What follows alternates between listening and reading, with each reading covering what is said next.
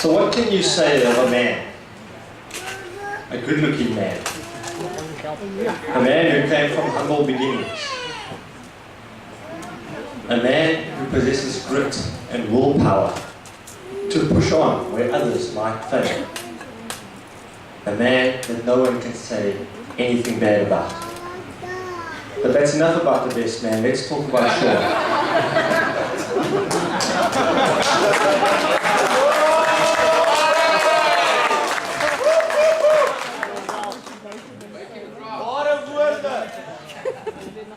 I met Sean a couple of years ago. I was lecturing a course at our organization. And he was a young man then, so it was a good couple of years back. He was a young man then.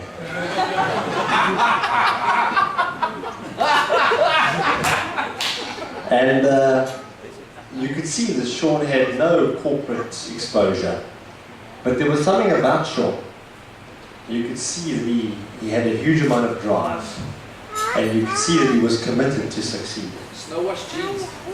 So I spoke with my team, and everybody agreed that they liked Sean and they'd employ him. You forced them upon us.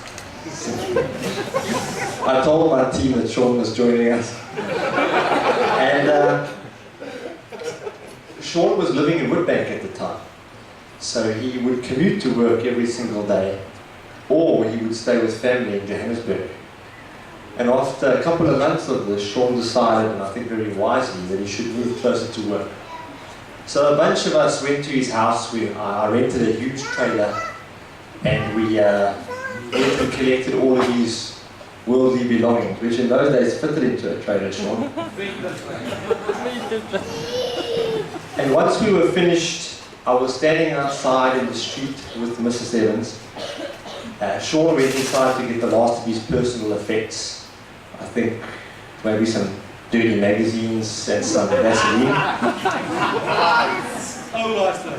And Mrs. Evans started to cry.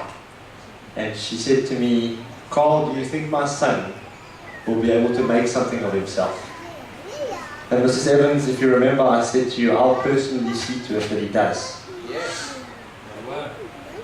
And I think today, the only thing that I've come up here to say is that I lied to you, man.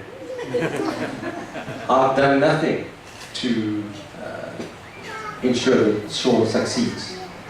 Sean has become a key member of our team. He heads up two of the most profitable divisions that we have in the organization. He's also an integral part of our circle of friends. And Sean's done it himself. He's done it with hard work and he's a self-made man.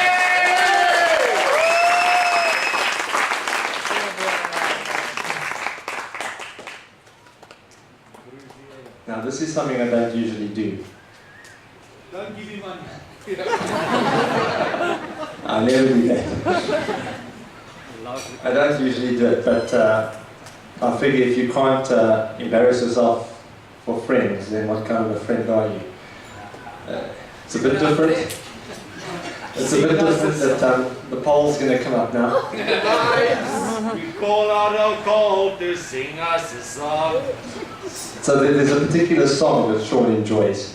And I thought that I would sing it to the two of you. For the rest of you, Let's talk about I apologize. Go boy! What do newlyweds dream of? Take their first newlywed snooze. With a dream of honeymoon boning? Or does Macy dream of blowing Tom Cruise? Don't you worry, you pretty newlyweds, 'cause you love one another and Macy's got great love. And then you're gonna make each other really happy, and then you're gonna have to learn to change your nappy. Love, love, oh love, love.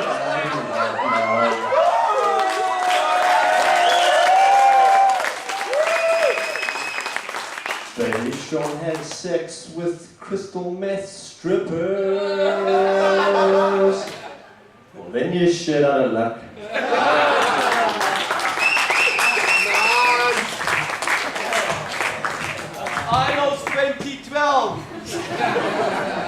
Ladies and gentlemen, if you'll just raise your glasses, please, for Sean and Lynette.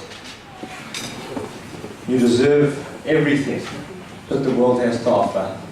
And I hope that all of your ups and downs are between the sheets.